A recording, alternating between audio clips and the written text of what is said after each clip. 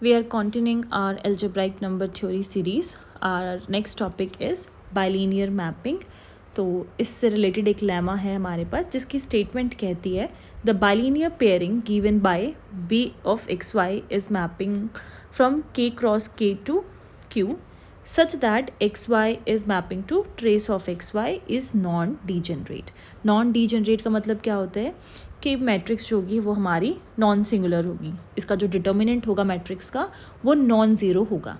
तो सिंपल हमें बाइलिनियर एक पेयरिंग दी हुई, एक मैपिंग दी हुई है जो x क्रॉस x से q पे हो रही है, मतलब x और y हमारे k से बिलोंग कर रहे हैं. मैपिंग किस तरीके से डिफाइन है कि जो xy वाला पेयर है ये xy की ट्रेस पे मैप हो रहा है. तो इसकी कॉरस्पॉन्डिंग जो हमारी जो मैट्रिक्स बनेगी वो हम ये शो करेंगे कि उसका डिटर्मिनेंट नॉन ज़ीरो आएगा. तो इसके लिए हमने सबसे पहले प्रूफ में मेंशन किया let k be a finite dimensional vector space over the field q so that हम k क्रॉस k को q पे मैप कराएंगे. तो हमने फील्ड बता दी, हमारी q फील्ड है और k हमारा एक फाइनाइट डायमेंशनल वेक्टर स्पेस है. इसके हम बेसिस लेंगे, जो k ओवर q के हमें जो बेसिस मिलेंगे उसको हमने मान लिया कि लेट वो ओमेगा 1 ओमेगा 2 और ओमेगा टिल ओमेगा n तक है, क्योंकि ये फाइनाइट है, फाइनाइट डायमेंशनल वेक्टर स्पेस है तो इसके जो बेसिस होंगे वो भी फाइनाइट होंगे. तो हमने n तक लेट कर लिए. We define bilinear map b from k cross k to q as follows. हमने k क्रॉस k से एक पेयर v u टाइप का ले लिया और आगे इसको फर्दर डिफाइन कर दिया. जो v है वो हम लीनियर कॉम्बिनेशन में लिख रहे हैं ए आई ओमेगा आइज के, ठीक है. जो लेक्चर के स्टार्टिंग में ही नॉर्म्स एंड ट्रेसेस में मैंने आप लोगों को ये चीज़ एक्सप्लेन की थी कि किस तरीके से हम वेक्टर को लीनियर कॉम्बिनेशन में लिख सकते हैं यूजिंग आर बेसिस. सो हमारी बेसिस क्या है, ओमेगा 1 ओमेगा 2 ओमेगा n. क्योंकि हमारी बेसिस हैं तो ये वेक्टर को स्पैन कर सकते हैं. तो हम फील्ड से स्केलर्स लेकर एक इसका लीनियर कॉम्बिनेशन बना के अपने वेक्टर को उसको इस लीनियर कॉम्बिनेशन को v या फिर u के फॉर्म में शो कर सकते हैं. ये हम ऑलरेडी यूनिट 3 के स्टार्टिंग में डिस्कस कर चुके हैं. सो हमने जो पेयर लिया है v और u का, इसको हम अपने लीनियर जो हमारे बेसिस हैं उसके लीनियर कॉम्बिनेशन में शो कर रहे हैं. और यहाँ पे हमने मेंशन कर दिया कि जो हमारे स्केलर्स हैं वो फील्ड से हैं. तो इस तरीके से u एंड v को हमने शो कर दिया लीनियर कॉम्बिनेशन में, जो कि हमने बेसिस की हेल्प से बनाया है. Now next is b of v u is equals to, अब यहाँ पर हमने जो v है उसकी वैल्यू को पुट किया है, that is summation of a i omega i, और हमने u को एज इट इज़ रखा है. I will tell you the reason कि हमने सिर्फ एक ही वेक्टर की वैल्यू को क्यों पुट किया है, साइमल्टेनियसली दोनों वैल्यूज़ को क्यों पुट नहीं किया. आगे क्योंकि ये समेशन की फॉर्म में है तो हम इसको ओपन करके लिख सकते हैं a1 omega 1 plus a2 omega 2 till an omega n and u will be as it is. अब हम इसको फर्दर जो बाइलिनियर फंक्शन है उसको अप्लाई कर सकते हैं. तो किस तरीके से लिखा जाता है, जो स्केलर होगा वो आगे आ जाएगा a1 b of omega 1 u plus a2, जो स्केलर है वो बाहर चला जाता है और ये हो जाएगा हमारा फंक्शन b ओमेगा 2 u. इस तरीके से हम इसको लीनियर की फॉर्म में लिख सकते हैं. नाउ नेक्स्ट, अब यहाँ पे हम समेशन अप्लाई कर सकते हैं क्योंकि यहाँ पे a1 a2 an है तो हमने यहाँ पे ai कर दिया और i की जो वैल्यू है समेशन में बता दी कि वो 1 से लेकर n तक रन कर रही है. एंड सिमिलरली यहाँ पर ओमेगा जो है वो भी टिल n तक है तो ये भी हो जाएगा ओमेगा i. नाउ नेक्स्ट, ये जो नेक्स्ट स्टेप है उसमें हम समेशन एंड ai सेम रखेंगे और जो b ऑफ ओमेगा आइज है वो हमारी एज इट इज़ रहेंगे. अब हमने यहाँ पर u की वैल्यू पुट कर दी. तो रीज़न ये है कि अगर हम साइमल्टेनियसली u और v दोनों की वैल्यू को पुट कर देंगे तो इसको सॉल्व करना डिफ़िकल्ट हो जाएगा, क्योंकि आप देख सकते हो कि जब हमने v की वैल्यू पुट की तो हम उसको ऑपरेट करा रहे हैं u के साथ, और यहाँ पर u भी खुद n डायमेंशन की फॉर्म में यहाँ पे लीनियर कॉम्बिनेशन अगर मैं इसका ओपन करूँगी तो मुझे n टर्म्स मिलने वाली है, सिमिलरली जैसे यहाँ पर u में मिली थी, v में मिली थी. तो आप अब देख सकते हो कि नेक्स्ट स्टेप में हमने फिर u की वैल्यू पुट की है सो दैट हम यही सेम ऑपरेशन वापस से अप्लाई कर सकें. दोनों साथ में वैल्यू पुट करेंगे तो उसको सॉल्व करना डिफ़िकल्ट हो जाएगा. नेक्स्ट हमने u की वैल्यू पुट कर दी एंड इसी तरीके से जो u की वैल्यू हमने यहाँ पर लेट कर रखी थी, summation j is running from 1 to n bj omega j. तो उसको हमने एज इट इज़ लिख दिया। तो जिस तरीके से हमने पहला जो फंक्शन था वो अप्लाई किया था, तो हमें उससे क्या पता चला कि जो हमारा कोएफिशिएंट होगा वो बाहर आ जाएगा और जो हमारी मैपिंग होगी, जो हमारा फंक्शन होगा, उसमें हमारे ओमेगा आइज बचते हैं। तो उसी सेम चीज़ को अप्लाई करेंगे यहाँ पर। तो हम सिंपली क्या कर सकते हैं कि जो समेशन हमारा ए आइज़ के लिए आया था वही समेशन हमारा जे के लिए भी आ जाएगा। तो हमने समेशन में आई और जे दोनों को पुट कर दिया, दोनों की वैल्यू को असाइन कर दिया कि ये 1 से n तक रन कर रही है।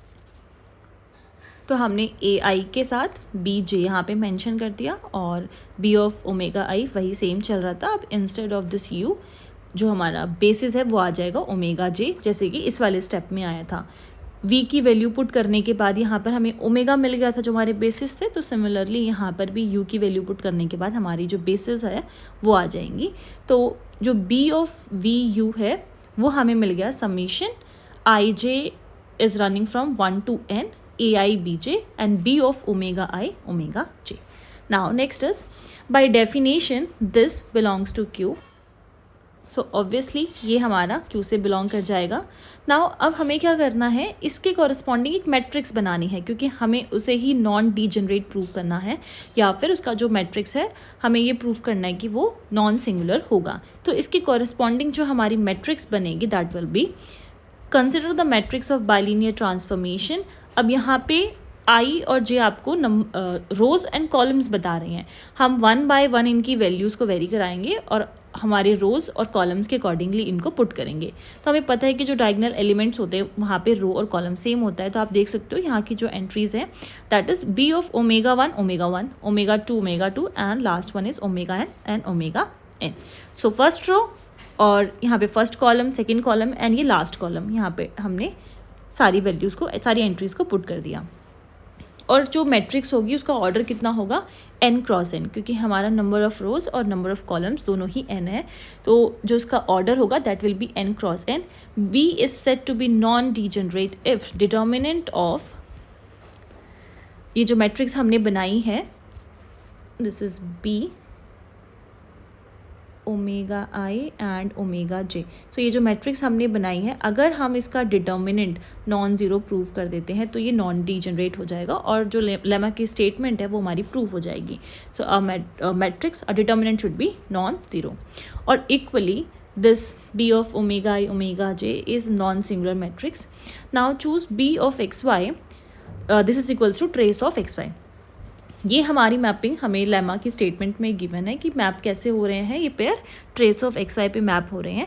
तो हम इसकी वैल्यू को पुट कर सकते हैं। Then b of omega i omega j is equals to this trace of omega i omega j. अब जैसे कि मैं एक्स और वाई के जो यहाँ पे क्या पुट कर रही हूँ, ओमेगा आई ओमेगा जे। ये हम क्यों पुट कर रहे हैं, क्योंकि हमारी एंट्रीज ही ऐसी हैं ओमेगा आई और ओमेगा जे टाइप की। तो एक्स वाई की जगह पर हमें क्या पुट करना है, ओमेगा आई एंड ओमेगा जे।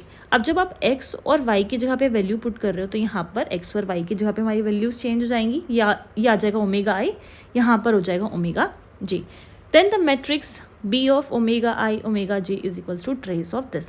सो ये जो मैट्रिक्स है वो किसकी इक्वल हो गई, इस मैट्रिक्स की इक्वल हो गई। तो अगर मैं इसको फाइंड कर देती हूँ तो इसका मतलब हम इसकी बात कर रहे हैं।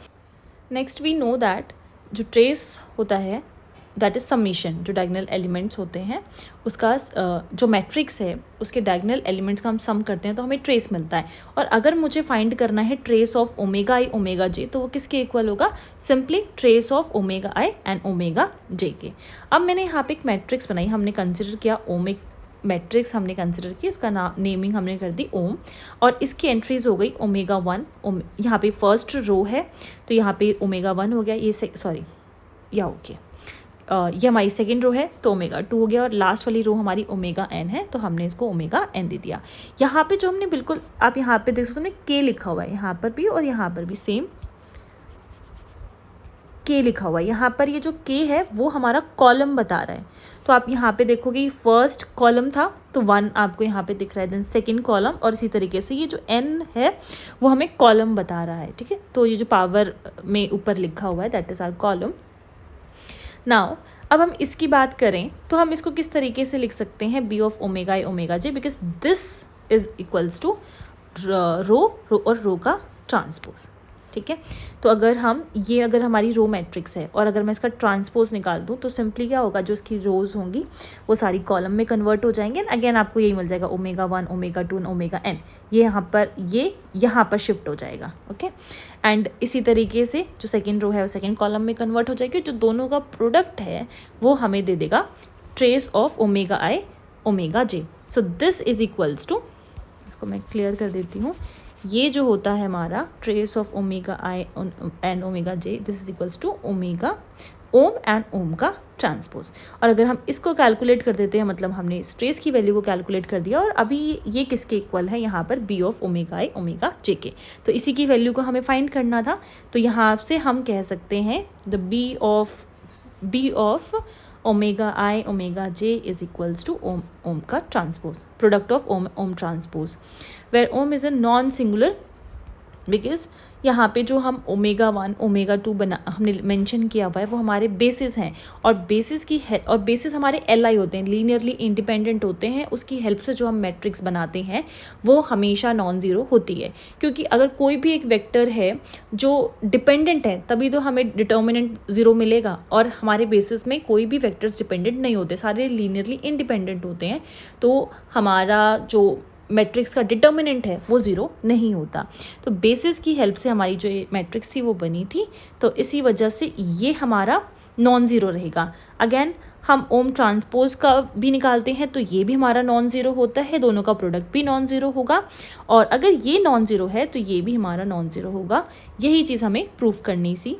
सो this b of xy is non degenerate, hence proved.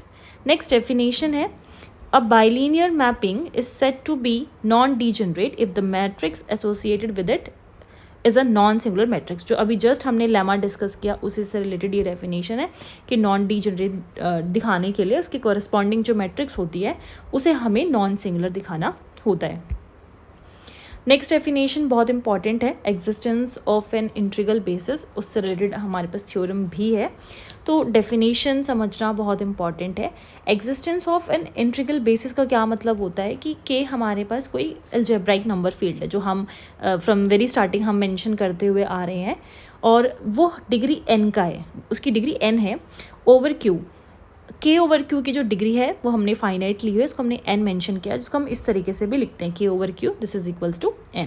Now Q K it's a ring of integers, जहाँ पर भी अब हम इस तरीके से लिखेंगे ये हमारा रिंग ऑफ इंटीजर्स होता है। सो आपको you have to remember this कि Q K is our algebraic number field, और ये जो के ओवर क्यू की हम बात करते हैं उसकी हेल्प से जो हमने ये फॉर्मेशन बनाई हुई है क्यू के, ये हमारी रिंग ऑफ इंटीजर्स होती है। We say that omega 1, omega 2, omega n is an integral basis for k। तो ये जिसको हम बेसिस वर्ड यूज़ कर, बेसिस के लिए हम ओमेगा 1, ओमेगा 2 ये सब हम मेंशन करते आए हैं, जो हमारे ओमेगा आइज होते हैं वो हमारे बेसिस हैं। अभी तक हमने इनको एज अ बेसिस ट्रीट किया है और इनको ऐसे ही यूज़ किया है। बट अब जो ये इंटीग्रल बेसिस की बात हो रही है, तो पहली चीज़ तो हम यहाँ पे मेंशन कर चुके हैं, हमारी रिंग ऑफ इंटीजर्स किस तरीके से क्यू के टाइप की है। तो जो बेसिस होंगे इसके रिंग ऑफ इंटीजर्स के वो इंटीग्रल बेसिस होंगे, जिसको हमने ओमेगा आइज की फॉर्म में लिया है। सो वी, और हम इसको इंटीग्रल बेसिस कब बोलेंगे उसकी कंडीशन यहाँ पर मेंशन है। We say that omega i's is an integral basis for K, और के क्या था, के हमारा अलजेब्राइक नंबर फील्ड था। तो कंडीशन क्या है, हम ओमेगा आइज को इंटीग्रल बेसिस कब बोलेंगे, इफ़ ओमेगा आइज ये हमारे कहाँ से बिलोंग करेंगे, रिंग ऑफ इंटीजर से बिलोंग करेंगे फॉर ऑल आई, जितनी मतलब आई अगर हमारे it is from 1 to n, तो सारे आई ओमेगा आइज की हम बात कर रहे हैं, सारे हमारे रिंग ऑफ इंटीजर से होने चाहिए। एंड वेरी इंपॉर्टेंट थिंग कि हम इन बेसिस की हेल्प से, जो इंटीग्रल बेसिस हम जिसे बोल रहे हैं, इनकी हेल्प से, इसके LC लीनियर कॉम्बिनेशन से हम किसको बना पा रहे हैं, किसको स्पैन कर पा रहे हैं, रिंग ऑफ इंटीजर्स को। तो यहाँ पर ये जो फॉर्मेशन है, अगर ये चीज़ होल्ड करती है, ये कंडीशन होल्ड करती है, तो हम कहते हैं कि हमारे ओमेगा आइज क्या है, इंटीग्रल बेसिस हैं। तो आगे इसी सेम डेफिनेशन को हम यूज़ करने वाले हैं कि हम ये मेंशन करेंगे ओमेगा आइज हमारे इंटीग्रल बेसिस हैं, तो इस चीज़ को हम लिखेंगे। तो आपको कंफ्यूज नहीं होना है, इसलिए डेफिनेशन बहुत इंपॉर्टेंट है। जैसे कि नेक्स्ट एक्सरसाइज में यही पूछा हुआ है, show that there exist omega 1 और यहाँ पे स्टार बनाया हुआ है ओमेगा 1, ओमेगा 2, ओमेगा n, ये हमारा K से बिलोंग कर रहा है, ये K से बिलोंग कर रहा है सच दैट QK जो कि हमारा रिंग ऑफ इंटीजर्स था, so this is contained in, अभी जो इसको हम इक्वल दिखा रहे थे ना, तो यहाँ पर हम ये बोल रहे हैं कि ऐसे ओमेगा आइज एग्जिस्ट करेंगे K से सच दैट कि हम उसको इस तरीके से, यहाँ ये जो एक्सप्रेशन है वो होल्ड करेगा कि जो हमारा रिंग ऑफ इंटीजर होगा that will B contained in the linear combination जो हमने इन ओमेगा आइज की हेल्प से बनाया है। अब मैं इनको वर्ड बेसिस क्यों नहीं बोल रही, आप ध्यान से समझो। जो ओमेगा आइज हम ले रहे हैं बेसिकली, अभी तक हमने उसको बेसिस की जगह पर हमने ओमेगा आइज ही मेंशन किए हैं। यहाँ पर ये नहीं बोल रहा कि ये ओमेगा आइज हमारे बेसिस है, यहाँ पर इसने ये बोला है शो दैट देयर एग्जिस्ट। हम क्या करने वाले हैं इस एक्सरसाइज के क्वेश्चन को प्रूव करने के लिए, हम ये बताएंगे कि जिन ओमेगा आइज की हम बात यहाँ पर हमने लिया है ना, देयर एग्जिस्ट। अब देखो देयर एग्जिस्ट का मतलब अगर हम ऐसा शो कर दें कि हाँ ऐसे ओमेगा आइज एग्जिस्ट करते हैं जो इस एक्सप्रेशन को होल्ड कर रही हैं कि रिंग ऑफ इंटीजर्स उसके लीनियर कॉम्बिनेशन में कंटेन्ड है, तो क्यों ना हम ये दिखा देंगे कि हाँ ये जो ओमेगा आइज हैं वो हमारे बेसिस ही हैं जो इस लीनियर कॉम्बिनेशन में QK को होल्ड करवा रही हैं। मतलब QK जो रिंग ऑफ इंटीजर्स है वो इस लीनियर कॉम्बिनेशन में होल्ड हो रहा है और ये ओमेगा आइज और कुछ नहीं बल्कि हमारे बेसिस ही हैं। तो इसको हम प्रूव करेंगे। आई होप बाइलिनियर की जो लेमा है वो क्लियर हो गया होगा। इनकेस कोई डाउट है तो आप पूछ सकते हो। Moving on, so to prove this हमने अल्फ़ा ले लिया K से। K क्या है हमारा एल्जेब्राइक नंबर फील्ड है, तो अल्फ़ा हमने K से लिया है और एक नॉन ज़ीरो इंटीजर M ले लिया, ठीक है, M नॉन ज़ीरो है, तो इन दोनों का जो प्रोडक्ट होगा वो भी अगेन हमारा K से ही बिलोंग करेगा, हमारी एल्जेब्राइक फील्ड का ही वो एलिमेंट होगा। यहाँ पर अल्फ़ा हमारा एक एल्जेब्राइक इंटीजर है तो दोनों का प्रोडक्ट जो होगा अगेन वो एक एल्जेब्राइक इंटीजर होगा। अब जैसे ये केस हमने अल्फ़ा के लिए हमें एक M हम चूज़ कर रहे हैं, तो इसी तरीके से अगर अल्फ़ा आइज़ की बात करें जो कि हमारा K से लिया हुआ एलिमेंट है, तो अल्फ़ा आइज़ के लिए I can choose M eyes and उन दोनों का प्रोडक्ट जो होगा अगेन वो कहाँ से बिलोंग करेगा K के लिए, K से बिलोंग करेगा। जैसे हमने अल्फ़ा के लिए एक M ऐसा चूज़ किया जिसका प्रोडक्ट हमें अगेन K से मिल रहा है, उसी तरीके से हमने अल्फ़ा आइज़ के लिए कुछ M आइज़ ऐसे चूज़ किए कि इनका प्रोडक्ट अगेन K से बिलोंग कर रहा है। अब क्योंकि ये फाइनाइट है तो हमने ले लिया M1 M2 टिल Mn तक। नाउ अब हम बात कर लेते हैं ओमेगा आइज़ की, तो यहाँ पर हमने इवन मेंशन भी किया हुआ है ये जो हम ओमेगा आइज़ ले रहे हैं omega 1, omega 2, omega n, so without loss of generality so that के जो इसका जो जनरल प्रूफ है उस पर कोई इफेक्ट ना पड़े, हम ये एज्यूम करके चल रहे हैं कि ये हमारे एल्जेब्राइक इंटीजर्स हैं, ठीक है। और ये जो हमने M eyes non zero integers लिए हैं ये हमारे जो इन दोनों का जो प्रोडक्ट होगा M1 ओमेगा 1 M2 ओमेगा 2 ये हमारे क्या होंगे लीनियरली इंडिपेंडेंट होंगे over K। Now we define bilinear pairing, अभी हमने लास्ट डिस्कस भी किया था, तो इसकी मैपिंग कहाँ पर हो रही है K क्रॉस K और ये कहाँ पे मैप कर रहा है Q पे मैप कर रहा है। नाउ अब हमने एक मैपिंग ली है, बाइलीनियर मैपिंग ली है, तो हम उसको डिफाइन भी करेंगे। तो हमने कुछ इस तरीके से इसको डिफाइन कर दिया कि जो B of omega I omega J ये हमारा मैप कर रहा है डेल्टा IJ को। अब देखो जो K क्रॉस K हमने यहाँ पर लिया है, तो हम जो पहले लिखते हैं ना ये हमारा K का एलिमेंट होता है, अगेन जो हम यहाँ पर लिखते हैं वो हमारा इसका एलिमेंट K का एलिमेंट होता है, क्योंकि यहाँ पे K क्रॉस K है तो ये एलिमेंट्स यहाँ से बिलोंग कर रहे हैं। उसके बाद जो इसकी मैपिंग होगी वो हमारी Q से हो रही है जिसमें हमारे स्केलर्स होते हैं। तो देखो हमने डेल्टा IJ ले रखा है, ठीक है, तो मैपिंग हमें इसी तरीके से डिफाइन करनी होती है, जो हमारा फंक्शन जिस तरीके से डिफाइन है, उसका जो कोडोमेन एंड डोमेन डिफाइंड है उसमें ही हमारा फंक्शन बाइलीनियर पेयरिंग जो है वो डिफाइन होनी चाहिए। Now where omega 1 star omega 2 star and omega n star is a dual base of K over Q, तो हमने जो इसको डिफाइन किया है वो कुछ इस तरीके से है। ये जो डेल्टा IJs हैं ये हमारे दो ही एंट्रीज ले सकते हैं, पहला है 1 दूसरा है 0। डेल्टा IJ ये मैंने डिस्कस भी किया था अपने लास्ट थ्योरम में ये 2 एंट्रीज रखता है जिसकी हेल्प से एक्चुअली हम आइडेंटिटी, जैसे डेल्टा जो हमारा फंक्शन होता है, ये 2 आउटपुट्स रखता है जिसकी हेल्प से हम आइडेंटिटी मैट्रिक्स बनाते हैं। जैसे कि अगर number of rows, number of columns आपस में इक्वल हो गए तो एंट्री 1 आ जाएगी, आपस में अनइक्वल हो गए तो एंट्री 0 आ जाएगी, जिससे हमें एक आइडेंटिटी मैट्रिक्स मिल जाती है। तो यहाँ पर हमने डिफाइन कर दिया, जब number of rows, number of columns equal है तो entry will be 1, otherwise it will be 0। Now next is, यहाँ पे जो ओमेगा जे स्टार है उसको हमने कुछ इस तरीके से लीनियर कॉम्बिनेशन की फॉर्म में लिख लिया। ये भी हम ऑलरेडी डिस्कस कर चुके हैं कि हम किस तरीके से इसको लीनियर कॉम्बिनेशन की फॉर्म में लिखते हैं। हमारे पास कोई वेक्टर है, हम अपने बेसिस को लेंगे और उसका लीनियर कॉम्बिनेशन बनाएंगे विद सम स्केलर्स। स्केलर्स कहाँ से आते हैं? हमारे फील्ड से आते हैं। तो इनके कॉम्बिनेशन से हम एक वेक्टर को स्पैन कर सकते हैं।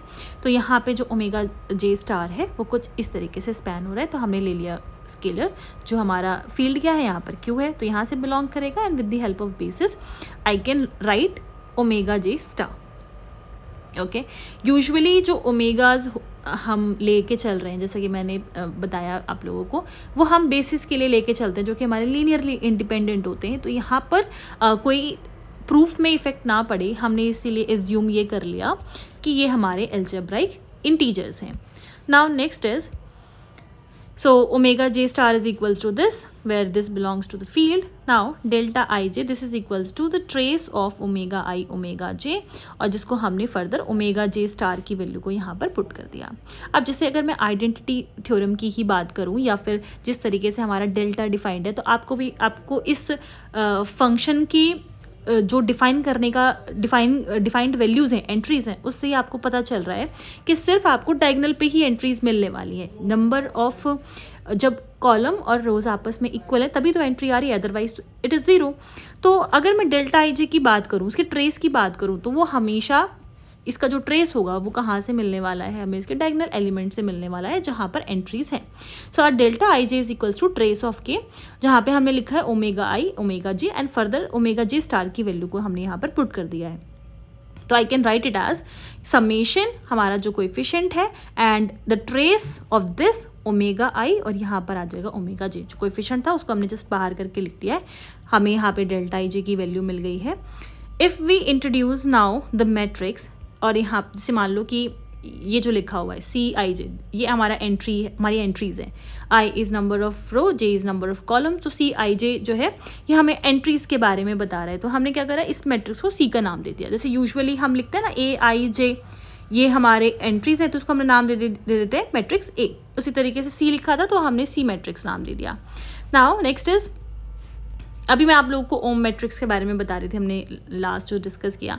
तो ये इसकी हेल्प से जो हम मैट्रिक्स बनाते हैं ओमेगा आइस, और जे मैं आपको बता रही थी कि हमारा कॉलम बताता है, आई हम रोज बताते हैं। तो इस मैट्रिक्स को नाम दे दिया ओम। देन अबव बिकम्स, यहाँ पे अगर अब मैं वैल्यू पुट करना चाहूँ तो देखो डेल्टा से अभी मैंने आपको बताया कि जो फंक्शन जैसे डिफाइंड है वो हमें एक आइडेंटिटी मैट्रिक्स देगा। तो instead of this I can write I N.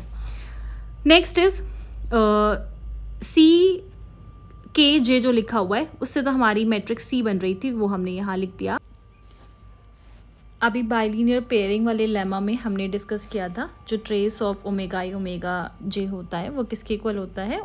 Om transpose. तो हमने इसकी वैल्यूज़ को यहाँ पे पुट कर दिया। नाउ सी इनवर्स निकालना हो तो हम कैसे इसको लिख सकते हैं? दोनों साइड हमने पोस्ट मल्टीप्लिकेशन कर दिया सी इनवर्स का। तो यहाँ पे आइडेंटिटी के साथ प्रोडक्ट होके सी इनवर्स आ जाएगा और यहाँ से आइडेंटिटी बन जाएगा। तो this is c inverse is equals to ओम एंड ओम का ट्रांसपोज। इसका जो प्रोडक्ट होगा that will be c inverse.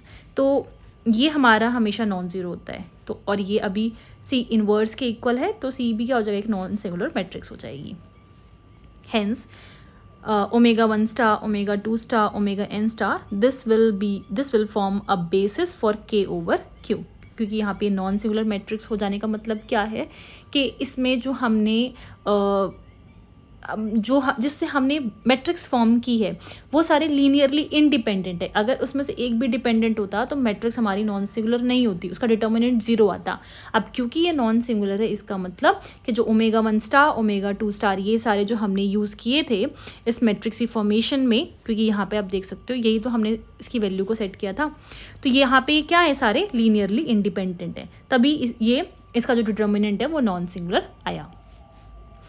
सी इन्वर्ट्स यहाँ पर नॉन सिंगुलर है, ठीक है, तो हमारा जो हमारी सी मैट्रिक्स होगी वो भी हमारी नॉन सिंगुलर मैट्रिक्स होगी, और यहाँ से हमें ये मिल गया, ये बेसिस है। सो इफ़ यू रिमेंबर, मैंने स्टार्टिंग में ही आपको ये चीज़ मेंशन की थी, यही वो ओमेगाज आई स्टार थे जिसको लिखा था कि देयर एग्जिस्ट, ठीक है, और हम क्या कर रहे हैं, वो एग्जिस्ट तो कर रहे हैं और हमने ये बता दिया कि वो और कोई नहीं, वो हमारे बेसिस ही होंगे जो k/q हमें मिलेंगे, वही चीज़ हमने यहाँ पर प्रूफ की है।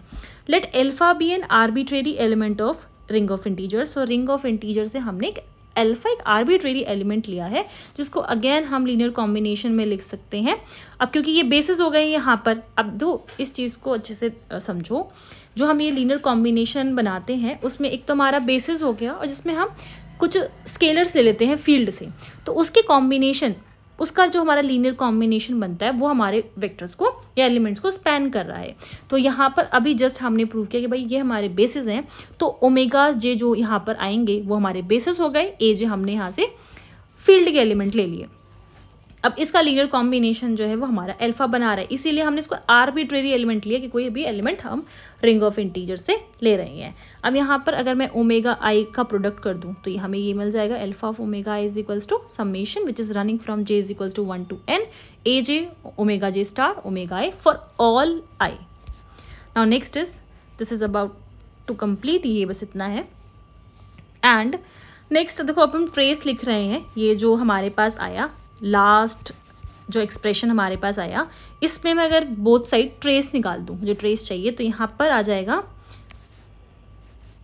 This will be trace of this, and again यहाँ पर आ जाएगा ट्रेस ऑफ दिस। तो ये जो लिखा है यहाँ पे, ये हो जाएगा trace of alpha omega i, this is equals to trace of summation j is equals to 1 to n और ए आई जे ओमेगा जे का स्टार, ठीक है। तो लास्ट वाले एक्सप्रेशन में कुछ नहीं, बस हमने ट्रेस अप्लाई किया है। Now this is equals to summation जो यहाँ पे लिखा हुआ था, इस समेशन को हमने लिख दिया, हमारा coefficient a j, this is as it is, जो ट्रेस है वो हमारा अप्लाई होगा इस पे omega i omega j star पे, और again this summation and this coefficient is as it is, ये हमने किसके इक्वल माना था, डेल्टा आई जे के, तो इसको हमने इससे रिप्लेस कर दिया।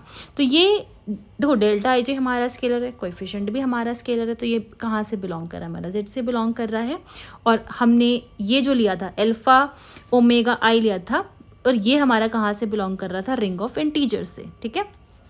So this implies that LHS above is in Z and thus AI belongs to Z for all I। तो हम क्या बोल सकते हैं कि जो Q जो हमारा रिंग ऑफ इंटीजर है दिस Q के इज कंटेन्ड इन, अब क्योंकि ये हमारा Z से बिलोंग कर रहा है तो हम क्या बता सकते हैं कि ये इसके LC या ये इस फॉर्मेशन में इस एक्सप्रेशन में कंटेन्ड होगा, ठीक है। Actually this is not expression जो हम अब बेसिस की हेल्प से बना रहे हैं, जो k/q के में हमें बेसिस मिले थे, ओमेगा आई स्टार बोल लो, ओमेगा जे स्टार बोल लो, हाँ जे इज़ करेक्ट, क्योंकि हम यहाँ पे समेशन जे ही बता रहे हैं, j is equals to 1 to n run कर रहा है, तो हम यहाँ पे जे बोल सकते हैं। तो ये हमारे बेसिस थे, और इससे जो हमने बनाया है हमें ये पता चल रहा है, क्योंकि अगर हमारा जो लेफ्ट हैंड साइड है वो हमारा z में कंटेन कर रहा है, और यहाँ हमने बताई हमारा QK में कंटेन कर रहा है, तो दैट मीन्स जो AI हम होगा वो भी हमारा z का एलिमेंट होगा, and therefore we can say this ring of integers QK is contained in this, hence proved। Next lecture में हम आगे कंटिन्यू करेंगे, and then will start unit 4। यहाँ तक अगर आपको कोई भी इशू है तो आप लोग पूछ सकते हो, एंड थैंक यू।